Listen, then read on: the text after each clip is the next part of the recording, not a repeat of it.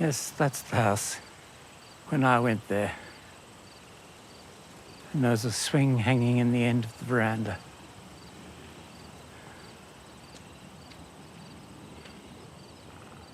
And this was the old barn where the theatricals took place. Halloween 1962. I was being a little swan in Swan Lake.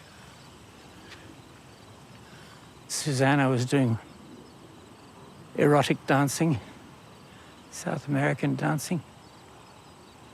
And three of my friends were being the Andrews sisters. It looks as good as it did then.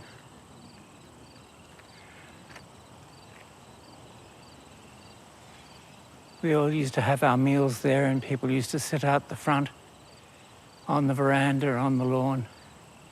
People used to do gardening work. They just loved it being here because they had total freedom, total chance to be themselves for a change.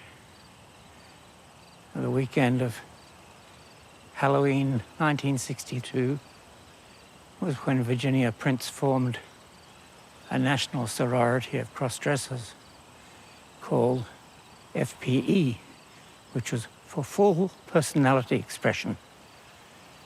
And it was a very interesting weekend, to say the very least, though.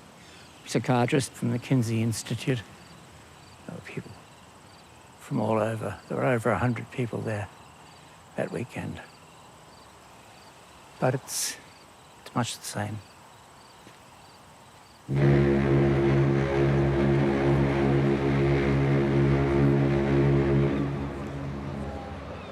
Visiting Casa Susanna was almost a necessity for me.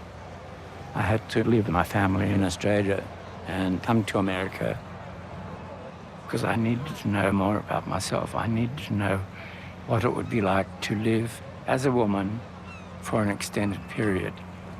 And in the back of my mind, I thought, if I go to Casa Susanna and I find that I am more woman inside than I am man, that might be the point where my new life starts. I think there were very few people like me because I was a white child with a single sibling living on a coral island in the middle of the Pacific. I can remember as far back as about 5, my sister dressing me in one of her old dresses. The fact that I absolutely adored the feeling and wanted it to go on, wished it could happen every day. Wished that when my father came home from the sea, I could say, "You've got 2 daughters now." One doesn't know where these thoughts start.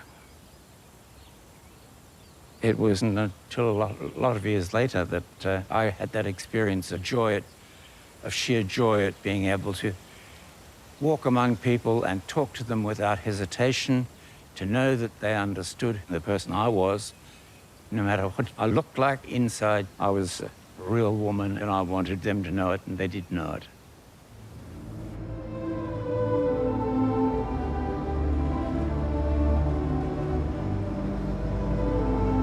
Between my 3rd grade and 4th grade, I would go to sleep at night praying that I would wake up as a girl. And I would pray hard, you know.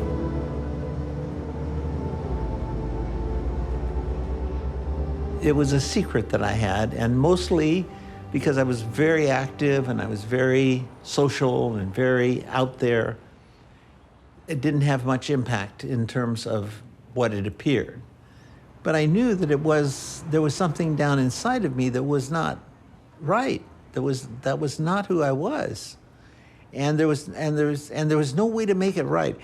I think it's very hard to kind of have an appreciation for the difference for me isolated in Iowa, where literally you cannot talk to anyone about this at all. You have to kind of understand that my mother was very seriously Lutheran, which is a very literal Christianity. The Bible, the earth was created in 6 days. So when I began to have feelings about wishing that I were a girl. There was just no way that could possibly be okay. And I kept thinking I would grow out of it.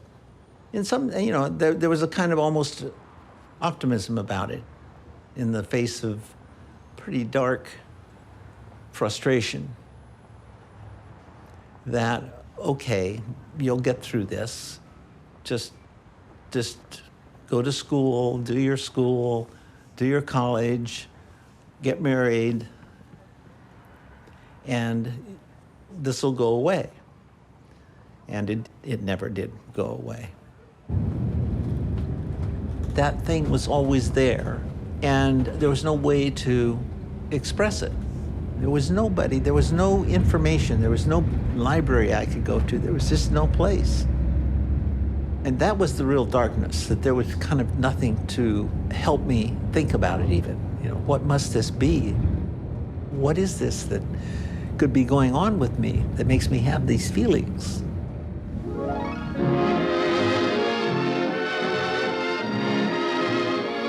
Christine Jorgensen, who used to answer to George, creates quite a stir as she returns home to New York from Copenhagen.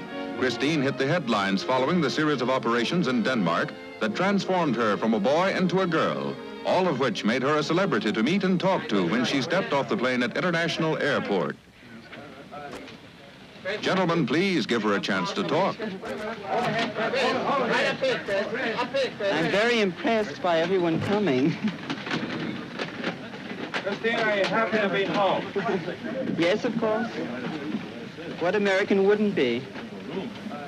Have you been offered a movie contract? Yes, but I haven't accepted it. Do you have any plans regarding the theater? No, I don't think so. Are you going to go on with your photography? I hope so, yes. I see. I'm very happy to be back, and I don't have any plans at the moment. And I thank you all for coming, but I think it's too much. Fine, thank you very much. I was a paper boy, and I carried the paper. And when I went down to pick up the papers, there was Christine Jorgensen on the front page. And I think I sat down and I read the story. I read it avidly, and that was it. There was nobody I could talk to about it. If I were to talk to about it, oh, this is horrible. There'd be that, this horrible, sinful thing that this person did to themselves, and they will be damned to hell, and all my friends would just make fun of it. Talking to my parents would be a disaster. It was illegal in this country, so almost everybody in the country thought it was wrong. All the doctors thought it was wrong. It was all wrong. It was just barely beginning to be contemplated as something that was plausible, might be conceivable.